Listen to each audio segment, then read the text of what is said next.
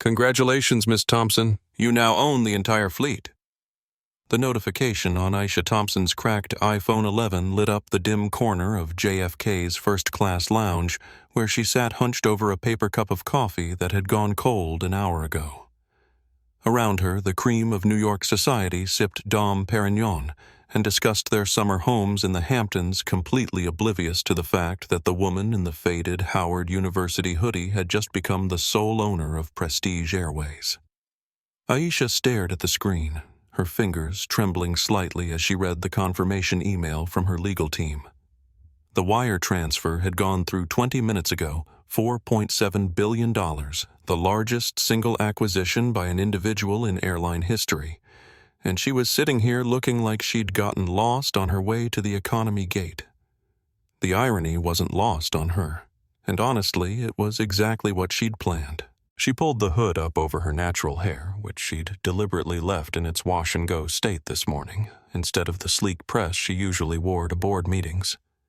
The backpack at her feet was held together with duct tape in two places, not because she couldn't afford a new one, but because this particular bag had carried her through 7 years of night shifts at the Marriott downtown, where she'd cleaned rooms during the day and coded her revolutionary health app VitalLink on napkins and the back of room service receipts during her breaks. That same app had just made her richer than 99% of the people sitting in this lounge, but looking at her now, you'd think she was waiting for someone to offer her a job wiping down their tables. "Ma'am, I think you might be in the wrong lounge," a perfectly manicured voice said from above her. Aisha looked up to see a blonde woman in an expensive cream-colored suit, the kind that probably cost more than most people made in a month. The woman's smile was polite but cold, the kind flight attendants gave you when they were about to move you to a smaller seat. "No, I'm exactly where I need to be," Aisha replied softly, holding up her boarding pass on her phone screen. "Flight 447 to London, departing in 30 minutes. The woman's eyes flicked over Aisha's appearance, the hoodie, the scuffed sneakers, the backpack that looked like it had survived a war, and her smile became even more strained. "Oh well, if you're sure, but I just want to make sure you know that this lounge is exclusively for first-class passengers and our Platinum Elite members." Aisha had heard variations of this conversation her entire life, but it still made her chest tighten with a familiar mix of anger and sadness. She remembered being 16, walking into a department store with her mother after church, both of them dressed in their Sunday best, only to have a security guard follow them around like they were planning to steal something. She remembered being the only black student in her computer science classes at Howard, having professors assume she was in the wrong classroom, until she proved she belonged there with her work. But this time was different, because this time she had the power to do something about it. "I appreciate your concern," she said, keeping her voice level and friendly, "but I'm definitely supposed to be here. First class seat 1A, if that helps. Put your mind at ease." The woman's eyebrows shot up almost to her hairline. "Seat 1A? That's our flagship suite. It's quite expensive." "I'm aware," Aisha said, taking another sip of her cold coffee and trying not to smile. "I've done my research." What the woman didn't know, what none of them knew, was that Aisha had spent the last 6 months doing a lot more than research. She'd been investigating Prestige Airways from top to bottom, reading every customer complaint, every employee review, every discrimination lawsuit that had been quietly settled out of court.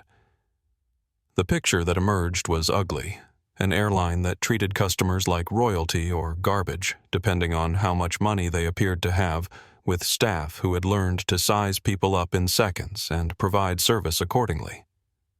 She'd heard stories from friends, colleagues, even strangers on social media, about the subtle and not-so-subtle ways they'd been made to feel unwelcome on flights, treated like they didn't belong in the seats they'd paid for.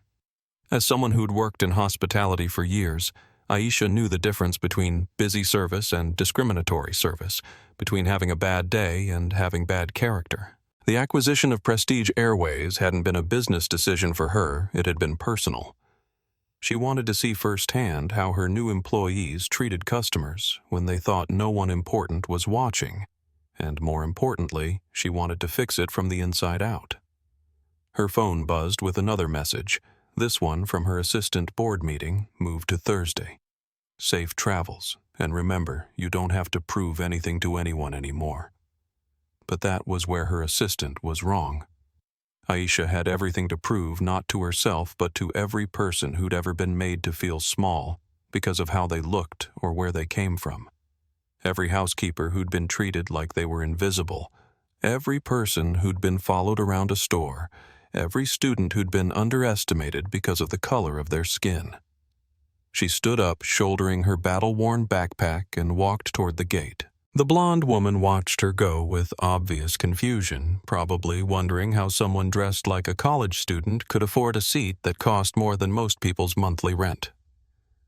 The gate area was buzzing with the usual pre-flight energy business travelers typing frantically on their laptops, families trying to corral excited children, flight crew making their final preparations.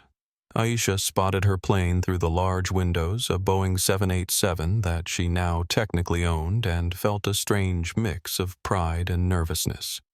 She'd flown this route dozens of times over the years, back when she was scraping together miles and upgrade certificates just to get a decent seat. Now she owned the airline, but she was about to find out if owning something and changing its culture were the same thing. Final boarding call for Prestige Airways Flight 447 to London Heathrow. The gate agent announced. We're now boarding all remaining passengers. Aisha walked toward the gate, her heart beating a little faster with each step. She had no idea what the next few hours would bring. But she had a feeling that by the time they landed in London, everything would be different. She just didn't know how different. The first person Aisha saw as she approached the aircraft door was exactly what she'd expected, and everything she'd feared about her new airline rolled into one person.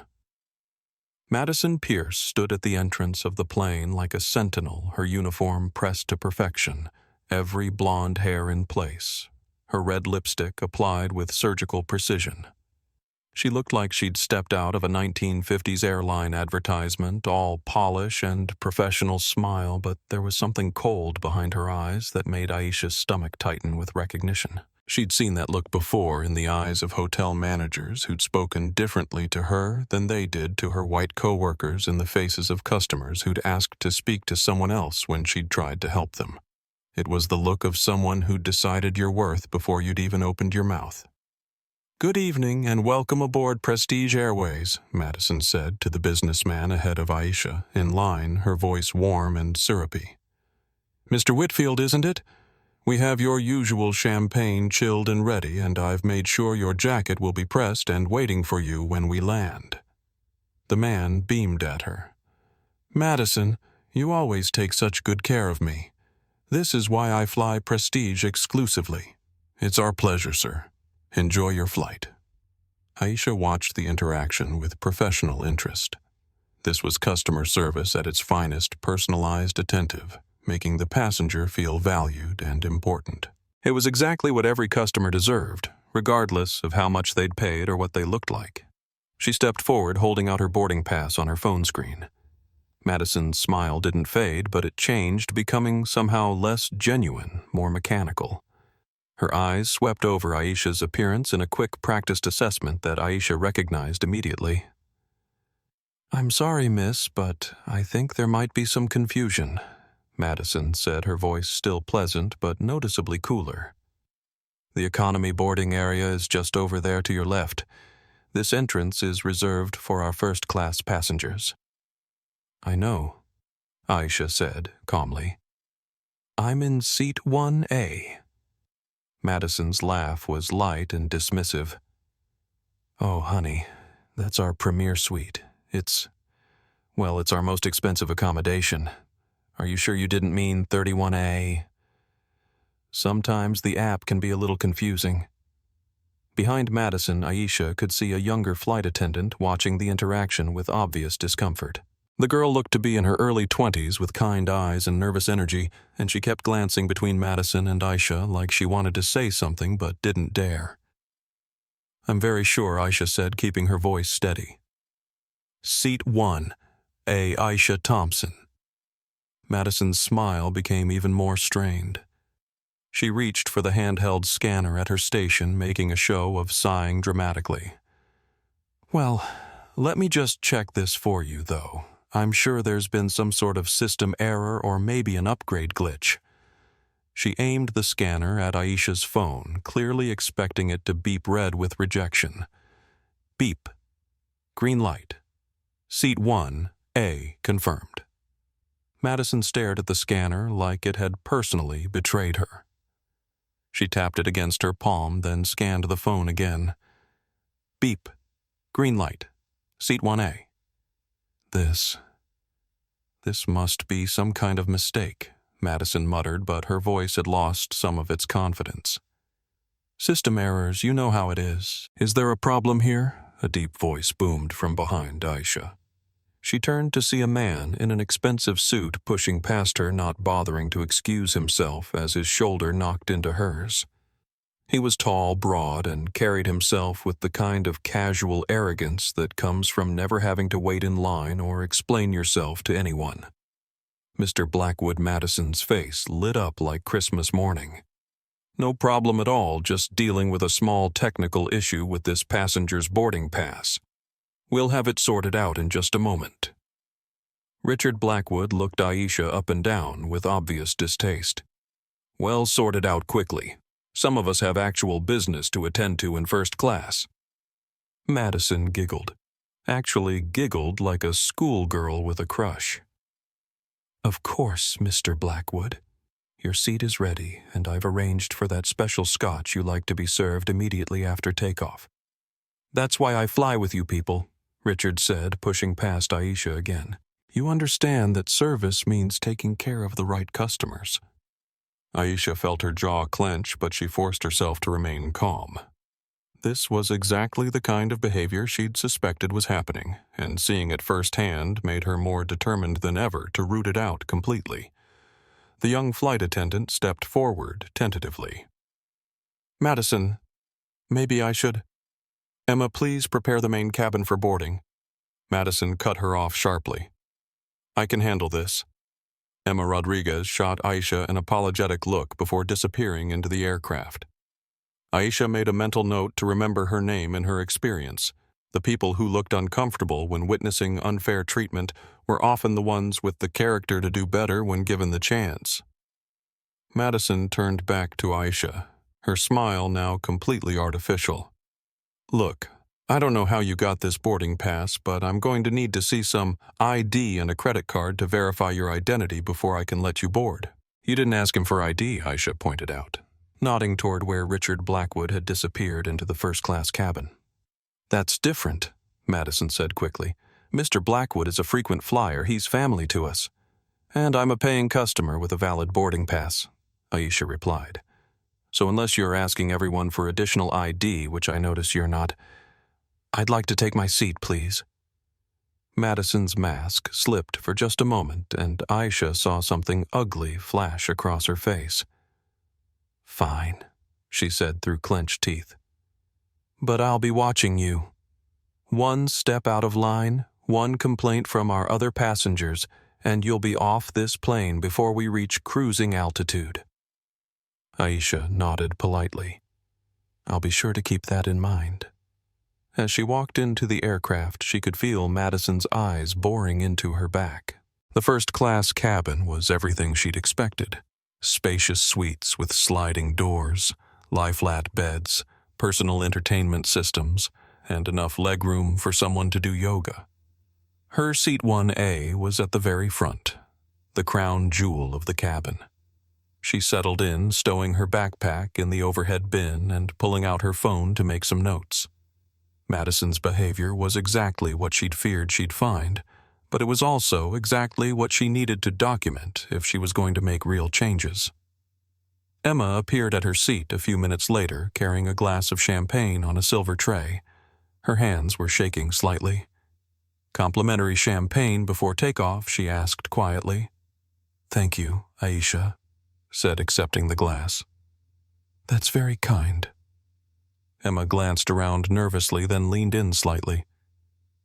I just want you to know that, well, not everyone here thinks the way Madison does. Some of us actually care about treating all passengers well regardless of, you know. Aisha looked up at the young woman, seeing something genuine in her eyes that had been completely absent from Madison's interactions. "What's your name, Emma Rodriguez?" she said. "I've been working here for about a year. Nice to meet you, Emma. I'm Aisha." "Listen," Emma said, her voice dropping to almost a whisper. "Madison told the crew that you're probably flying on some kind of employee pass or contest ticket, and she said, we shouldn't waste the premium service on you. But that's not right, and I wanted you to know that if you need anything during the flight, anything at all, you can ask me." Aisha felt a warmth spread through her chest that had nothing to do with the champagne. In all her research, in all her planning, she hadn't considered that she might find allies among the staff people who were just as frustrated with the culture of discrimination as she was. "Thank you, Emma," she said. "That means more than you know."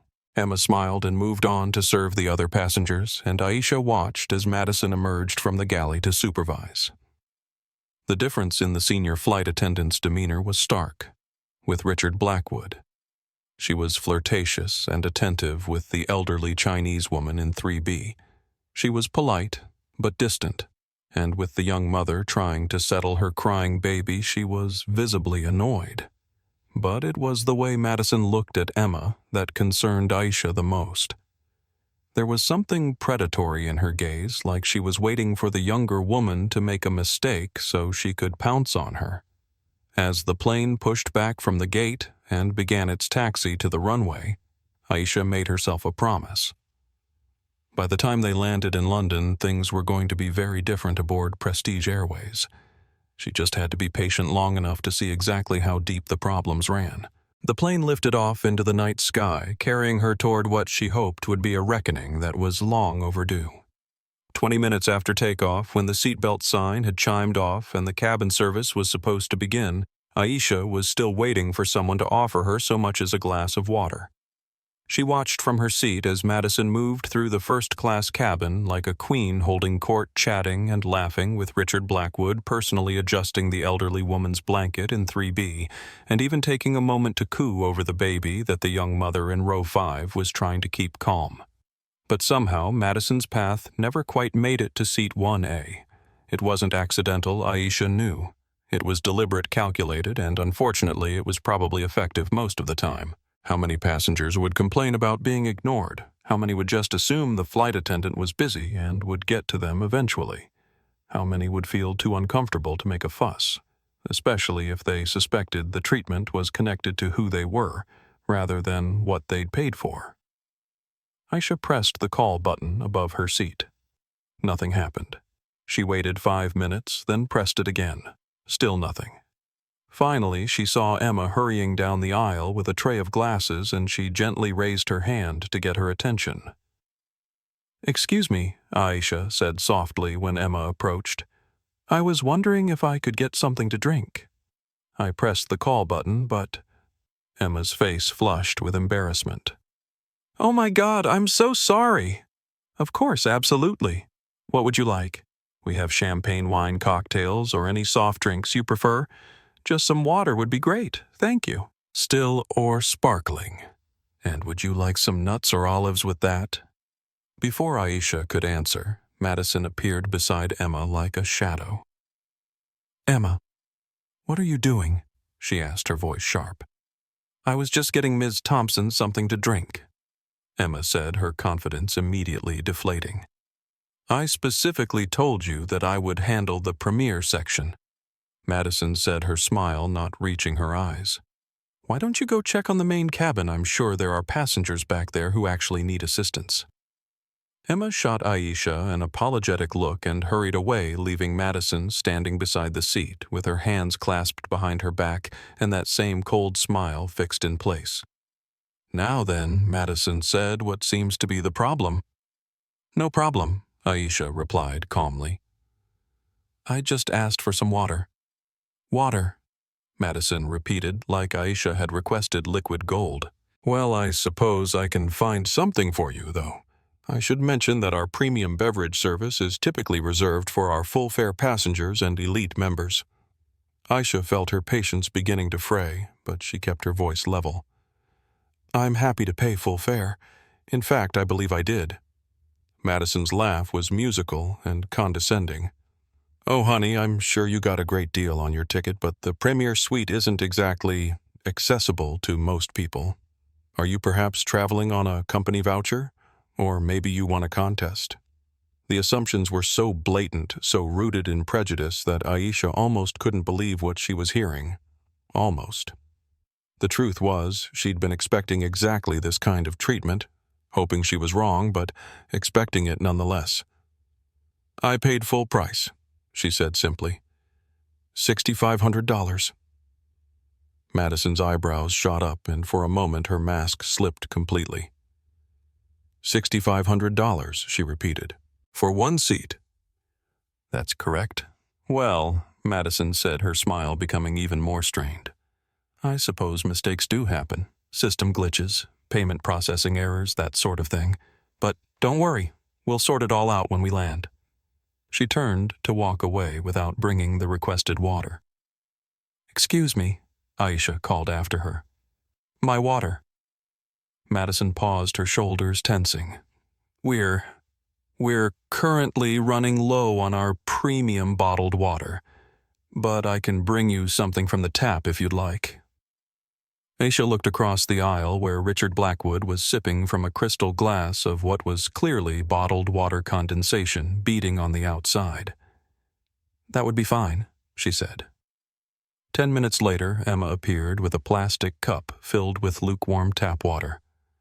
I'm so sorry, Emma whispered as she set it down. Madison said this was what you requested, but I know it's not right. If you want, I can... It's okay, Aisha said gently. Thank you for bringing it. But it wasn't okay, and they both knew it. What was happening was discrimination, pure and simple, and it was being carried out with a smile and a sweet voice that made it almost impossible to call out without seeming difficult or demanding. Aisha pulled out her phone and opened the Notes app. Madison Pierce, she typed. Senior flight attendant. Assumptions about payment method refused premium service provided substandard alternative while serving others normally. She was building a case not just against Madison, but against the entire culture that allowed this kind of treatment to flourish. Every slight, every assumption, every moment of disrespect was going into her record, because when she revealed who she was, she wanted there to be no question about what needed to change. As the flight continued into the night, the pattern became even more obvious. Madison fawned over Richard Blackwood, bringing him multiple cocktails without being asked personally, selecting his meal, and even offering to have his jacket pressed during the flight. The elderly woman received polite but professional service, nothing special, but nothing deliberately poor either. The young mother was treated with barely concealed irritation.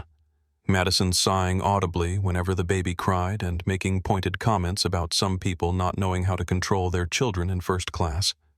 And Aisha, she received nothing at all unless she specifically requested it, and even then it came with excuses, delays, and inferior alternatives to what other passengers were offered. By the time the meal service began 2 hours into the flight, Aisha had documented 17 separate instances of discriminatory treatment.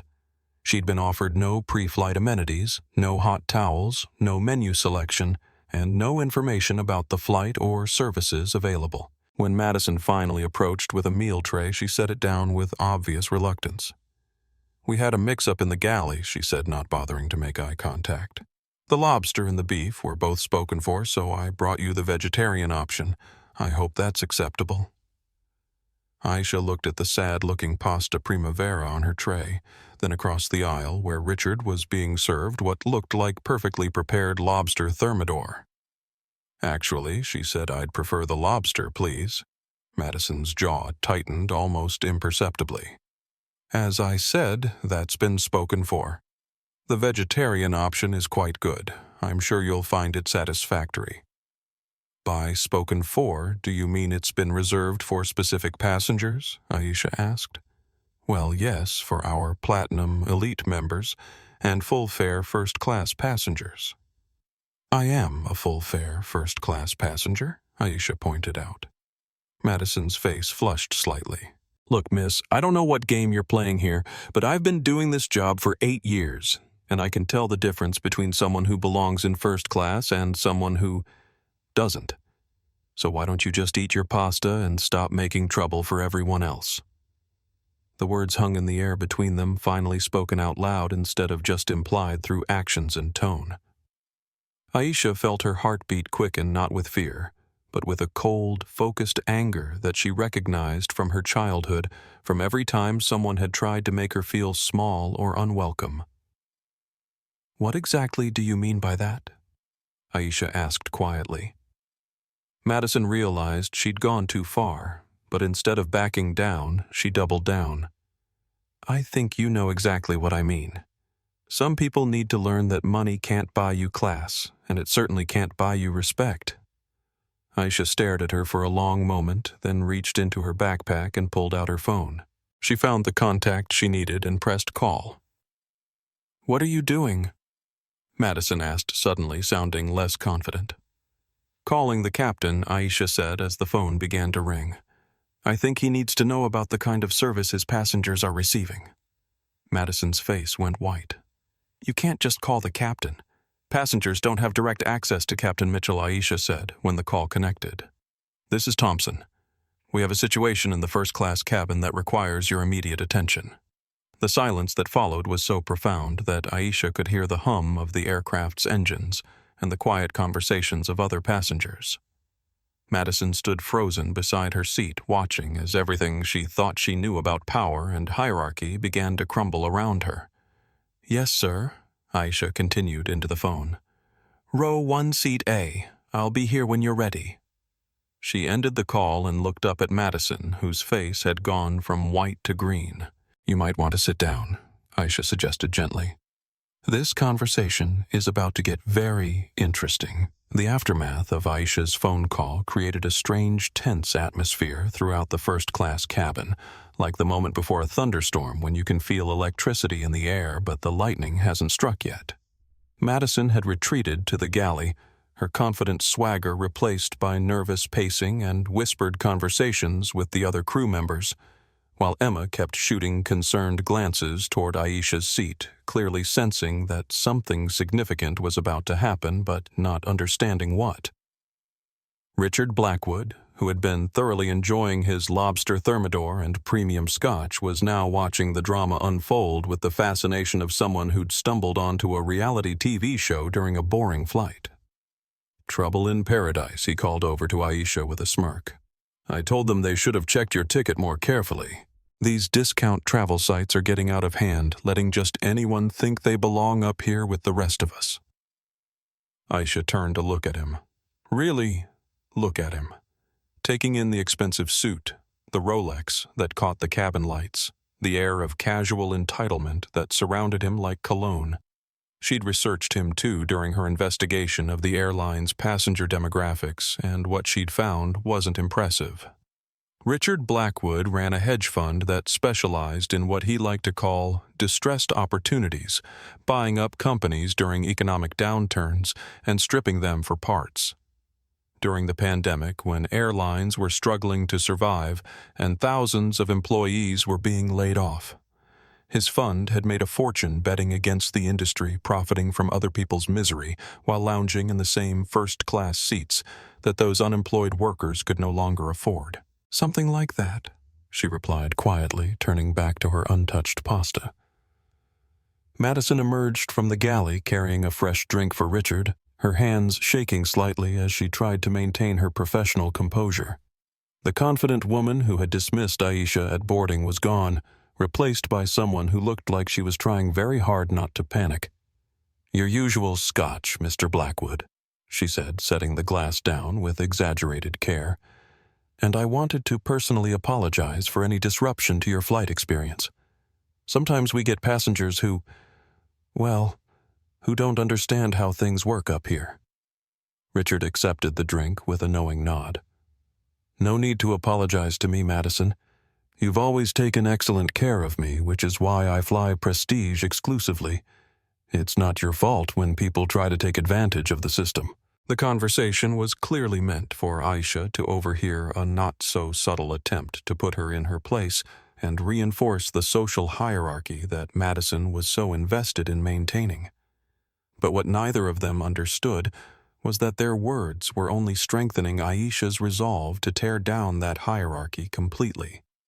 She pulled out her phone again and added to her notes, "Flight attendant and passenger," discussing problem passenger within earshot, attempting to shame and isolate.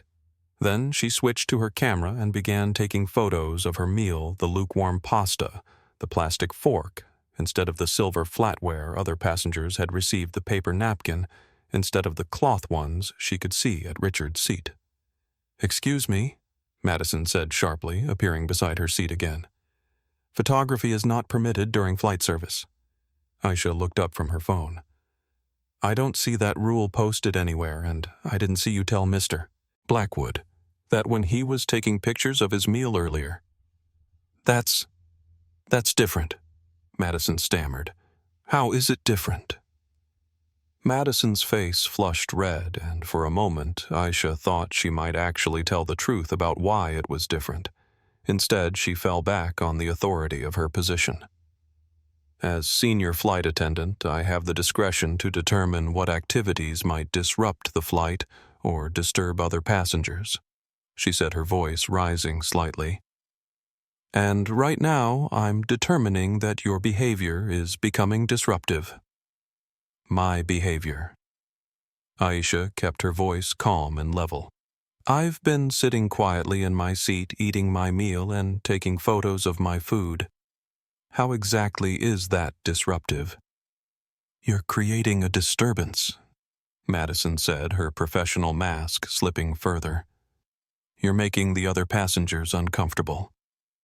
Emma appeared at the edge of the conversation, carrying a tray of coffee cups and looking increasingly distressed. She'd obviously been listening, and the conflict between her training to provide good service and Madison's explicit instructions not to treat Aisha well was creating visible stress. "Maybe I could help with something," Emma offered tentatively. "No," Madison said sharply. "I can handle this. Why don't you check on the passengers in rows 6 through 12? Emma hesitated, looking at Aisha with obvious concern, but ultimately followed orders and moved toward the back of the first-class section. The elderly Chinese woman in seat 3B, Mrs. Chen, had been quietly observing the entire interaction while pretending to read her book. Now she cleared her throat and spoke for the first time since boarding. "Excuse me," she said in accented but clear English, addressing Madison directly. "I have been watching, and I do not understand why this young lady is being treated differently than other passengers. She seems very polite to me." Madison's face went through several emotional contortions as she processed this unexpected intervention. Mrs. Chen was clearly a paying first-class passenger, well-dressed and polite, the kind of customer Madison couldn't afford to offend. But her observation threatened the entire foundation of Madison's justification for treating Aisha poorly. "Mrs. Chen, I appreciate your concern," Madison said, her voice strained with the effort of maintaining professional courtesy. "But this is really a matter between myself and this passenger regarding some irregularities with her ticket." "What irregularities?" Mrs. Chen asked, her eyes sharp behind her glasses. "Her boarding pass was accepted, was it not? She is sitting in the seat assigned to her." "Well, yes, but then what is the irregularity?" Madison opened and closed her mouth several times, clearly struggling to find a way to explain her behavior. That didn't sound discriminatory when stated out loud in front of witnesses.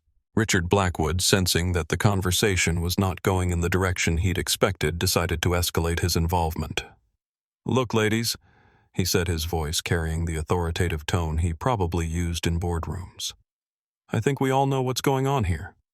Some people will do anything to get into first class, fake tickets, stolen credit cards, identity theft. Madison is just doing her job protecting the integrity of the service we paid for." The accusation was so blatant, so clearly rooted in assumptions about Aisha's race and appearance, that even Mrs. Chen gasped audibly. Sir Mrs. Chen said, her voice sharp with disapproval, "That is a very serious accusation to make about someone without any evidence." "The evidence is sitting right there," Richard replied, gesturing toward Aisha. "Look at her. Look at how she's dressed, and then ask yourself honestly whether she looks like someone who can afford a $6,500 airline seat." The words hung in the air like poison, finally giving voice to what had been implied throughout the entire flight. Aisha felt something cold and hard crystallize in her chest, not hurt. She was long past being hurt by the opinions of people like Richard Blackwood, but a crystal-clear understanding of exactly what she was dealing with and exactly what needed to be done about it. She stood up slowly, her full height bringing her eye to eye with Madison, and when she spoke, her voice was quiet, but carried clearly throughout the cabin. "Mr. Blackwood," she said, not taking her eyes off Madison, "you're absolutely right about one thing. I don't look like most people who sit in first class. I look like someone who worked 3 jobs to put herself through college, someone who cleaned hotel rooms and served tables and coded software until her fingers bled, someone who earned every single thing she has instead of inheriting it or taking it from other people." She paused, letting her words sink in, then continued.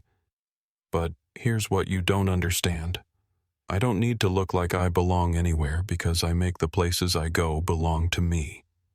Madison was staring at her with something approaching fear now, as if she was finally beginning to understand that she'd made a terrible mistake, but couldn't yet grasp the full scope of it.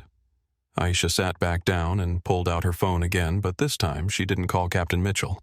Instead, she scrolled through her contacts until she found a different number 1 that would connect her directly to the Prestige Airways corporate office in New York. "What are you doing now?" Madison asked, her voice barely above a whisper. "Calling my lawyer," Aisha replied, pressing the call button.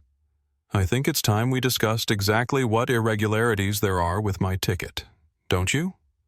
The call to her lawyer served multiple purposes, none of which Madison or Richard could have understood. Officially, Aisha was documenting the discriminatory treatment she'd received and creating a legal record that would protect both her and any employees who might later claim they were just following orders.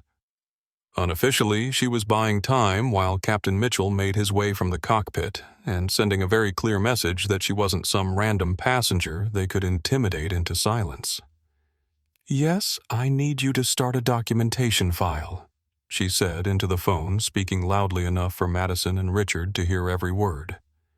"Flight 447, Prestige Airways, JFK to Heathrow.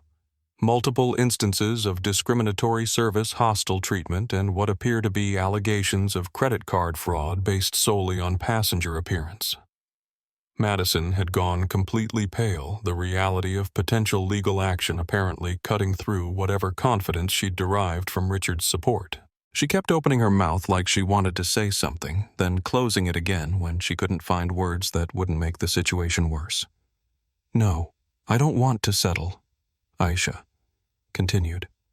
"I want a full investigation, and I want everyone from the flight attendants to the gate agents to the corporate executives who created this culture to understand that this behavior has consequences." Richard, meanwhile, was beginning to look less amused and more concerned. He'd clearly expected this to be a brief entertainment where an uppity passenger got put in her place, not a serious legal situation that might reflect poorly on his own behavior. Emma had returned from checking on the other passengers and was hovering uncertainly at the edge of the galley, obviously wanting to help, but not sure how. When she caught Aisha's eye, she mouthed, "I'm sorry," and looked like she might start crying. Mrs. Chen had put down her book entirely and was watching the proceedings with the sharp attention of someone who'd spent decades observing human behavior and drawing conclusions about character. The young mother in row 5, Sarah, was trying to keep her baby calm while obviously listening to every word of the conversation, her eyes wide with a mixture of fascination and secondhand embarrassment for Madison. "I'll hold," Aisha said into the phone, then looked up at Madison. "My lawyer wants to speak with you directly about the specific allegations that have been made against me." Something about stolen credit cards and fake tickets. I told her you'd be happy to provide details about what evidence you have to support those claims. Madison's face went from pale to green. I never said anything about stolen credit cards. No, that was your friend Mr. Blackwood, Aisha said, glancing over at Richard, who was suddenly very interested in the contents of his scotch glass. But you agreed with him, and more importantly, you've been treating me like a criminal since the moment I boarded this aircraft. I was trying to maintain the integrity of the first-class service, Madison said weakly. By refusing to serve me. By giving me plastic utensils while other passengers get silver. By offering me tap water while Mr. Blackwood gets premium bottled water. By assuming I couldn't afford my ticket and treating me accordingly. Each question hit like a physical blow, and Madison seemed to shrink a little more with each one. The carefully constructed justifications she'd been using to rationalize her behavior were crumbling under the weight of having to defend them out loud. I treat all passengers professionally, she stammered. Mrs. Chen made a soft sound of disagreement. Young lady, she said to Madison, I have been traveling for 70 years, and I have seen professional service and unprofessional service. What you have been doing is not professional. The elderly woman's words carried an authority that seemed to cut right through Madison's defenses. This wasn't some young troublemaker or difficult passenger speaking. This was someone with decades of experience who had observed the situation objectively and found Madison's behavior lacking. Mrs. Chen, I respect your opinion, Madison said, her voice shaking now. But you don't understand the pressures we face, the security concerns, the need to verify that passengers actually belong in premium cabins. What security concerns? Mrs. Chen asked pointedly. Did this young lady threaten anyone? Did she cause any disturbance before you began treating her poorly? Madison couldn't answer that question without admitting that there had been no security concerns, that her treatment of Aisha had been based entirely on appearance and assumptions. She was being difficult, Madison said weakly.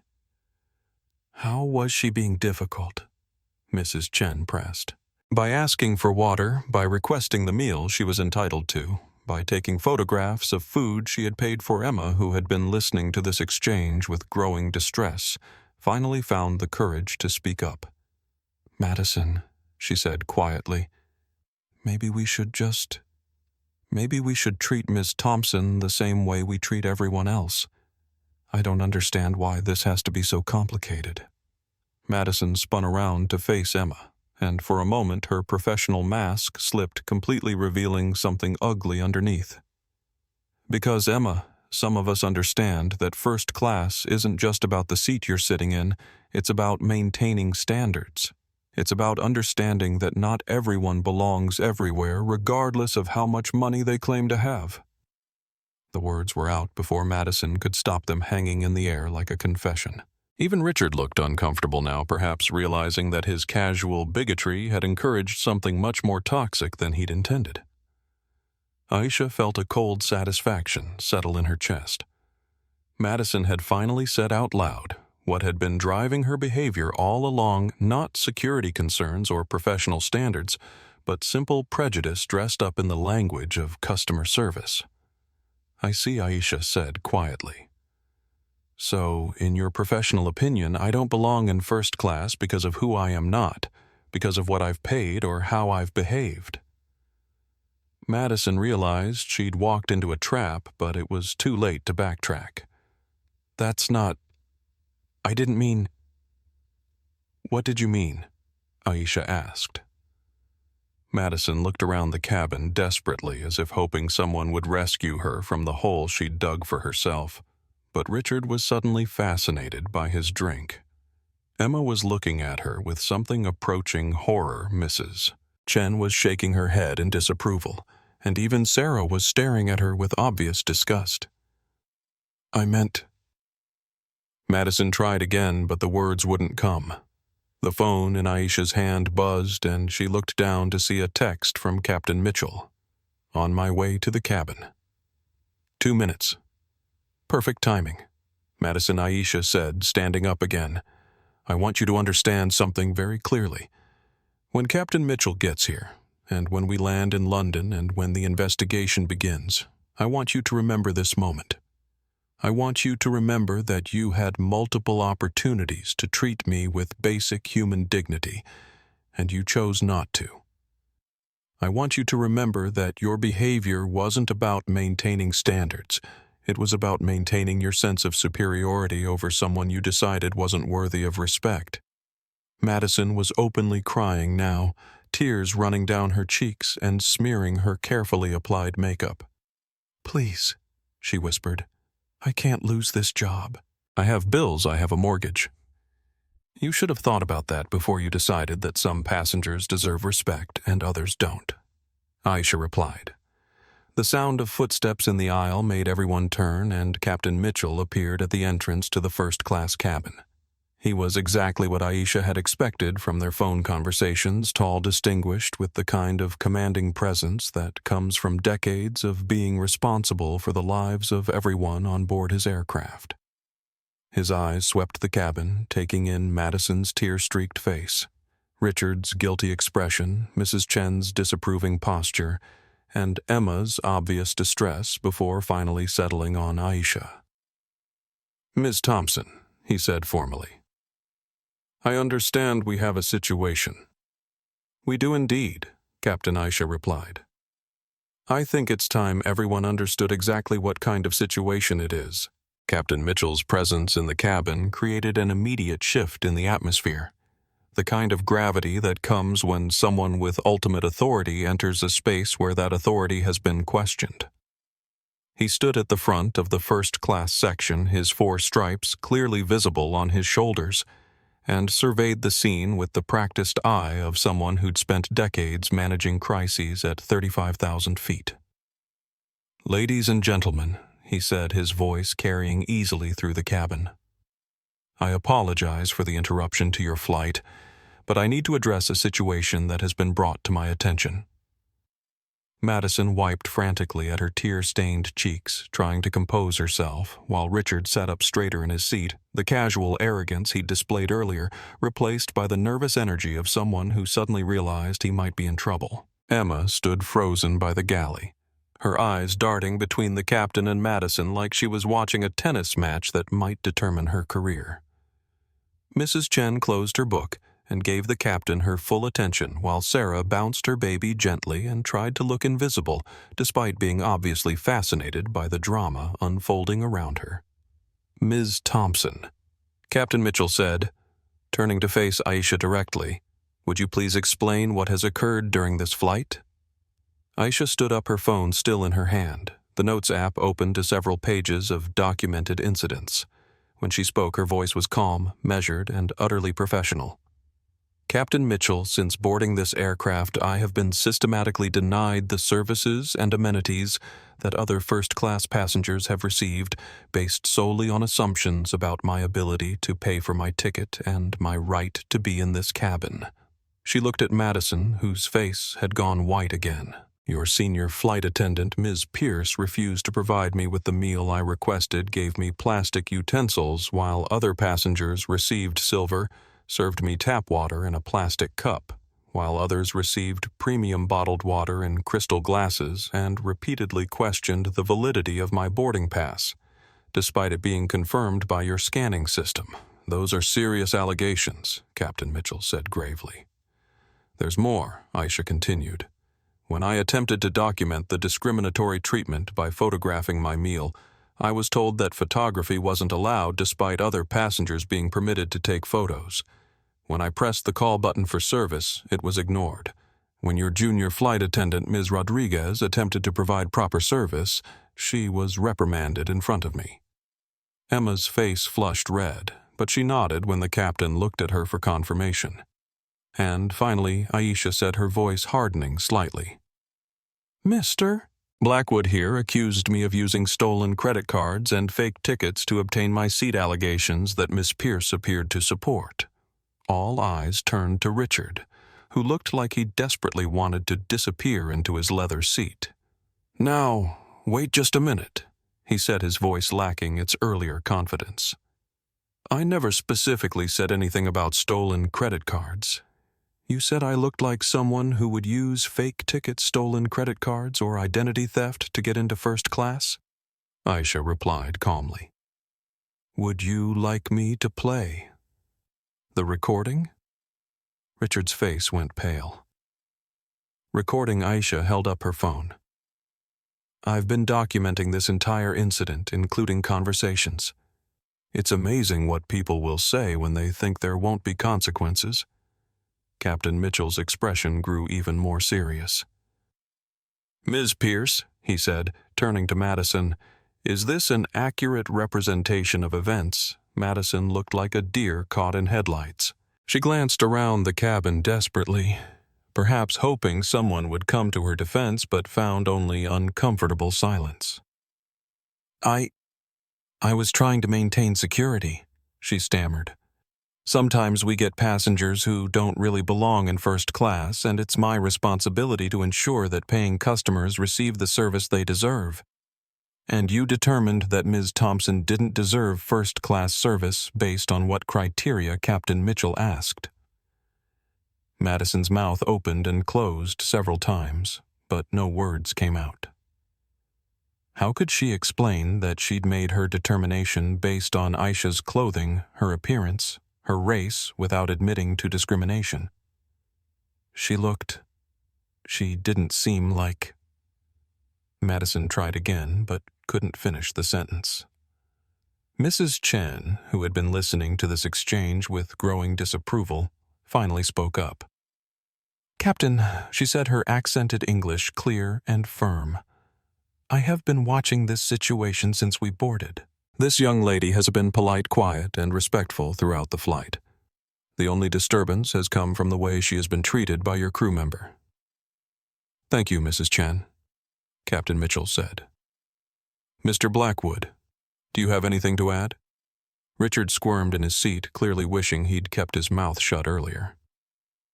Look, I may have spoken out of turn. I was trying to be helpful.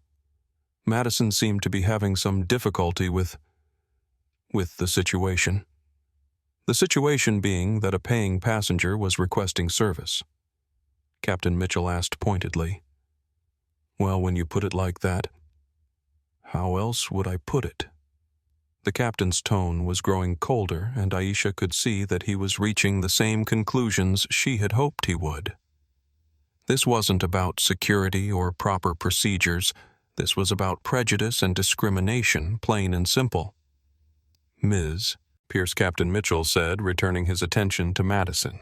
Do you have any evidence to support your concerns about Ms. Thompson's ticket or payment method? No, sir, Madison whispered. Any reason to believe she posed a security threat? No, sir.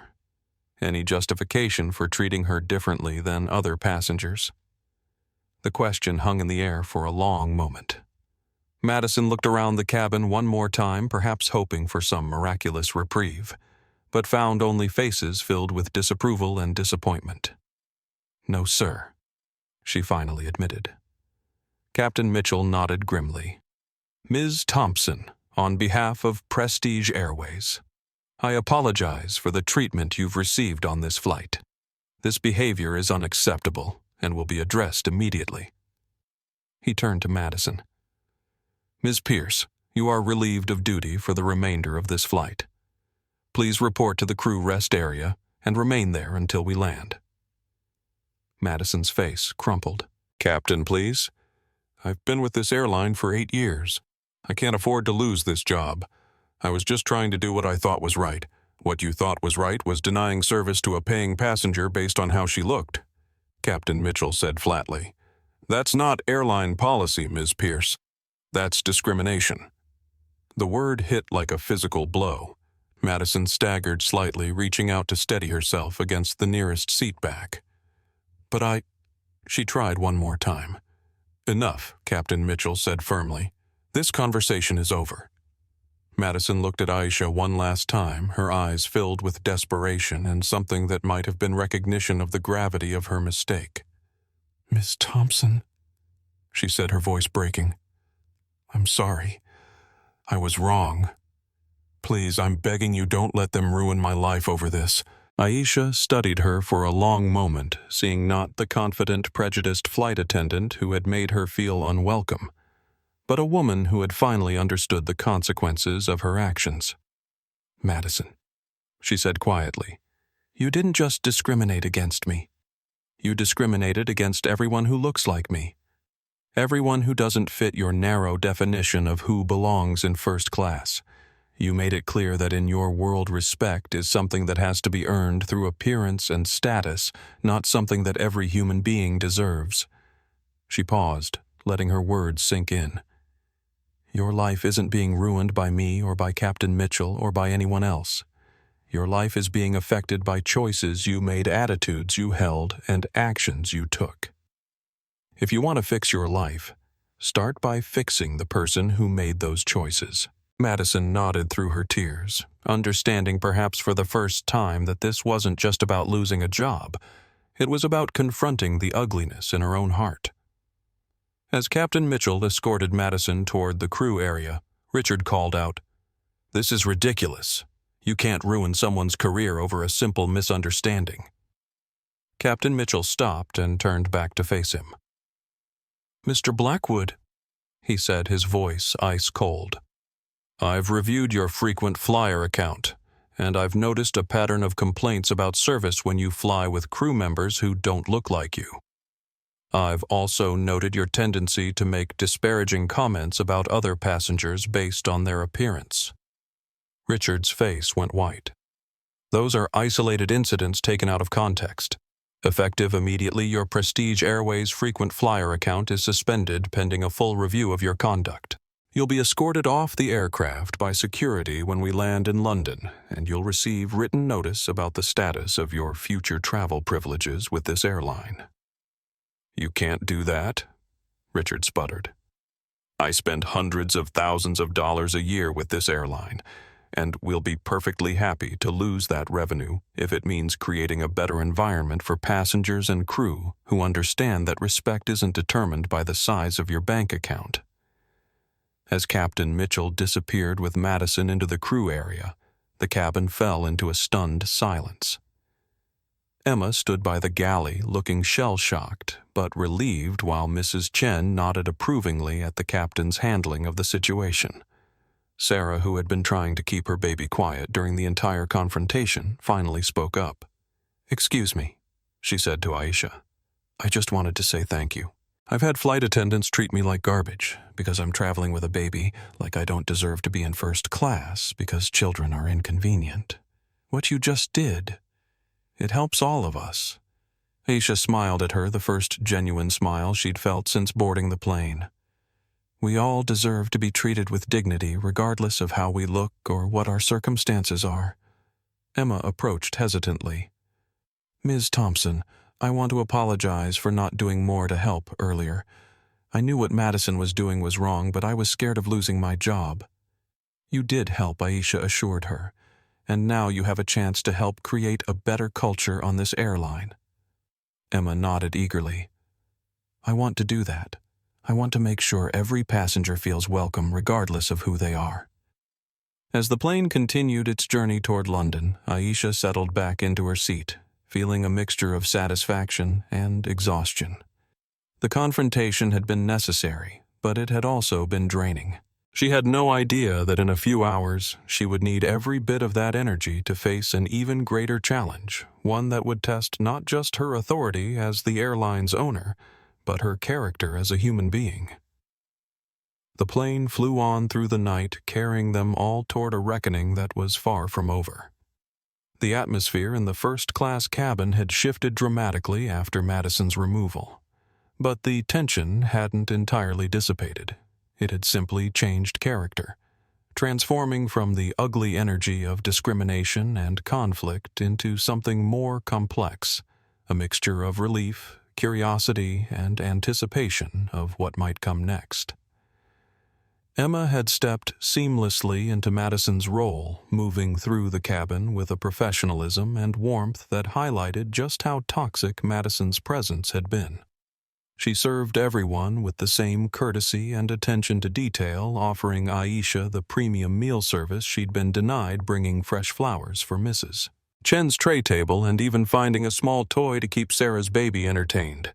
"This is how service should be," Mrs. Chen observed quietly as Emma refilled her teacup. Equal dignity for all passengers. Richard, meanwhile, had become a study in subdued anxiety. The swagger and casual cruelty he'd displayed earlier had completely evaporated, replaced by the nervous energy of someone who'd suddenly realized that actions have consequences, and that his behavior might have cost him more than just his pride. He kept glancing toward Aisha, clearly wanting to say something but lacking the courage to approach her directly. When Emma passed his seat, he grabbed her arm gently. "Excuse me," he said, his voice lacking its earlier arrogance. "That woman in 1A. Do you know who she is? I mean, really?" Emma looked at him with barely concealed distaste. "She's a passenger, Mr. Blackwood. Just like you." But the captain seemed to know her personally and the way he handled the situation. Maybe that's just how decent people respond when they see discrimination happening right in front of them. Emma replied coolly, pulling her arm free and continuing with her service. Aisha had been watching these interactions with interest while reviewing her notes from the flight. She had documented everything: Madison's behavior, Richard's comments, the reactions of other passengers, the captain's response. It would all be useful when she began implementing the changes she'd been planning. But first, she needed to address something that had been bothering her since Captain Mitchell's intervention. She pressed the call button, and Emma appeared almost immediately. "Yes, Ms. Thompson. Could you ask Captain Mitchell if he has a few minutes to speak with me? I'd like to thank him personally for his handling of the situation." Emma nodded and headed toward the cockpit. A few minutes later, Captain Mitchell emerged, looking somewhat more relaxed now that the immediate crisis had been resolved. "Ms. Thompson," he said, approaching her seat. "How are you feeling? I know that was a difficult situation." "I'm fine." "Captain, thank you. Actually, I wanted to commend you on your response. It showed real leadership and integrity." Captain Mitchell looked pleased, but slightly puzzled. "I appreciate that, but I was just doing my job. No passenger should have to endure what you experienced tonight." Aisha studied his face carefully. He was a good man, she could see that clearly, but there was something in his expression that suggested he knew more than he was letting on. "Captain," she said quietly, "when I called you earlier, you didn't seem surprised to hear from me directly. Most passengers don't have the captain's personal number." Captain Mitchell's expression became more guarded. "We take security very seriously at Prestige Airways. When a passenger reports discriminatory treatment, we have protocols." "That's not what I mean, and I think you know it." They looked at each other for a long moment, and Aisha could see the moment when Captain Mitchell made a decision. "Ms. Thompson," he said, lowering his voice. "I received a confidential memo this morning about a VIP passenger on this flight, someone traveling incognito who was conducting an evaluation of our service standards." Aisha felt her heartbeat quicken. "I see." The memo didn't include a name or seat assignment, just instructions to be available for direct communication if needed, and to handle any situations with extra care and attention. He paused, studying her face. "When you called, using the emergency code that only company executives have access to, I began to suspect that you might be that VIP passenger." The conversation had reached a tipping point, and Aisha realized that her carefully maintained cover was about to be blown, whether she wanted it to be or not. She could try to continue the deception, but Captain Mitchell was clearly too intelligent and experienced to be fooled much longer. "You're very observant, Captain," she said finally. "It's part of the job. But I have to ask, who are you really? The emergency code you used is restricted to board members and senior executives." Aisha looked around the cabin, taking in the scene one more time. Emma was serving coffee to Mrs. Chen, who was reading her book again. Sarah was successfully getting her baby to sleep. Richard was staring out the window, lost in what were probably very uncomfortable thoughts about his future with the airline. It had been a perfect test of the airline's culture, revealing exactly the problems she'd suspected existed. Now it was time to reveal who she really was and begin the process of fixing those problems. "Captain Mitchell," she said, "I think we should have this conversation somewhere more private. Is there somewhere we can talk without disturbing the other passengers?" He nodded. "There's a small crew office just behind the cockpit. We can speak there." As they stood up, Richard finally found his courage. "Excuse me," he called out, his voice shaky. "I just wanted to apologize for my behavior earlier. It was inappropriate and I'm sorry." Aisha turned to look at him, seeing genuine remorse in his eyes for the first time that evening. "Thank you for saying that, Mr. Blackwood. It takes courage to admit when you're wrong." "I was very wrong," he said, "and I hope you can find it in your heart to forgive me." "Forgiveness is something you give yourself through changed behavior," Aisha replied gently. "I hope you'll remember this experience the next time you're tempted to judge someone based on their appearance." Richard nodded, looking like he'd aged 10 years in the past few hours. Aisha followed Captain Mitchell to the small crew office, a cramped space with a desk, 2 chairs, and walls covered with safety protocols and flight information. When he closed the door behind them, the noise of the aircraft engines became more pronounced, creating a cocoon of privacy around their conversation. Captain Aisha said, settling into one of the chairs, "Before I explain who I am, I want you to know that everything you did tonight was exactly right. Your response to the discrimination I experienced was professional, decisive, and moral. You should be proud of how you handled the situation." Captain Mitchell looked both pleased and nervous. "Thank you, but I have to admit I'm very curious about who I'm really speaking with." Aisha reached into her backpack and pulled out her phone, opening an email from her legal team that contained all the documentation of the airline acquisition. "My name is Aisha Thompson," she said, turning the phone so he could see the screen. "As of this morning, I am the sole owner and chairwoman of Prestige Airways."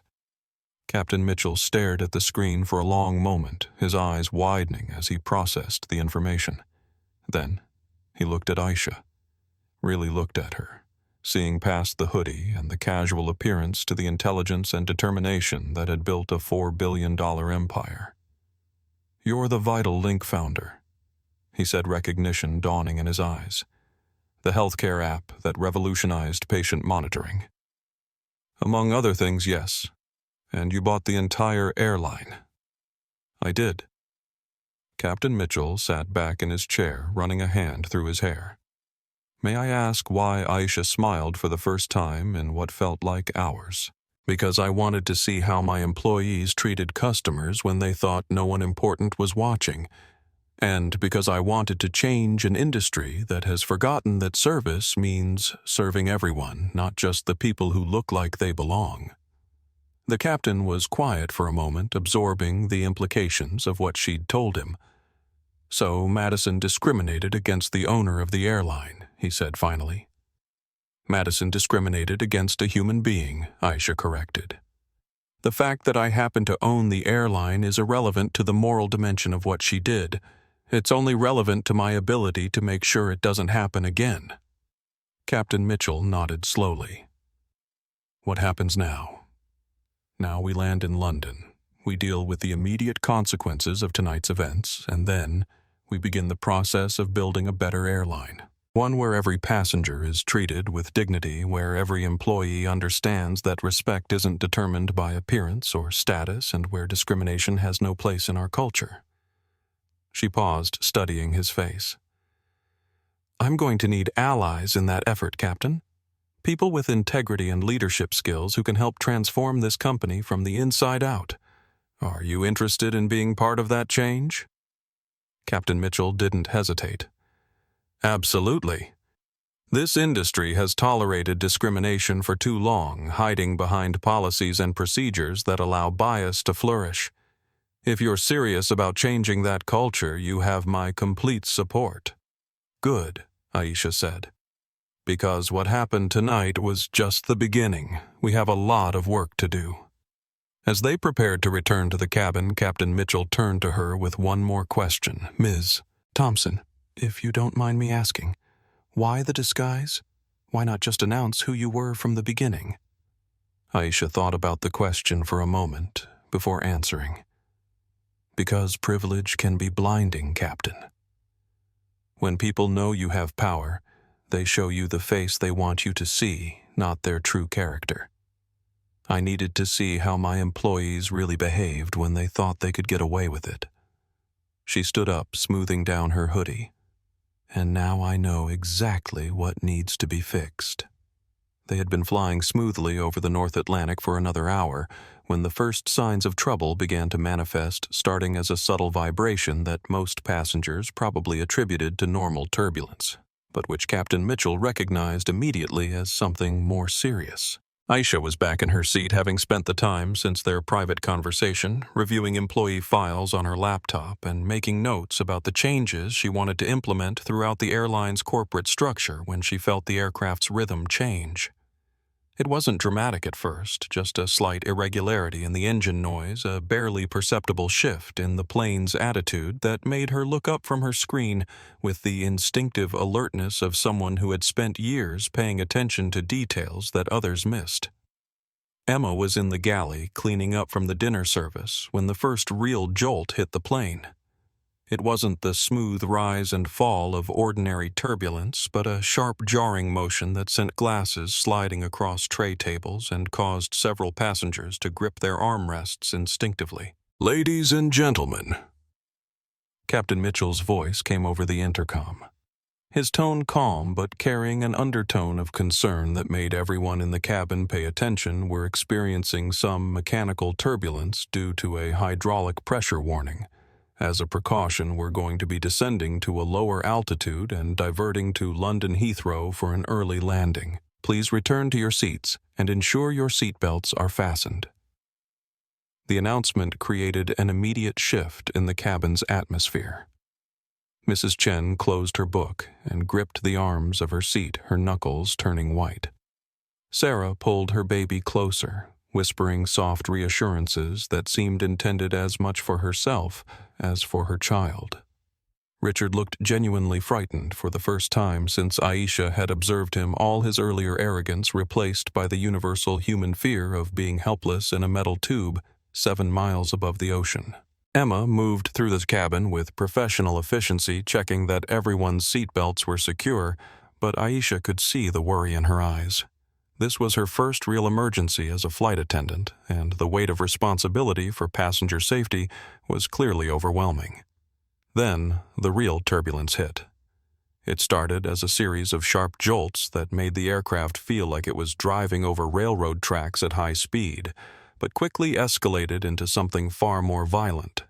The plane suddenly dropped what felt like 100 feet, creating that terrifying moment of weightlessness, where everyone's stomach rose into their throat and loose objects briefly floated in midair before crashing back down.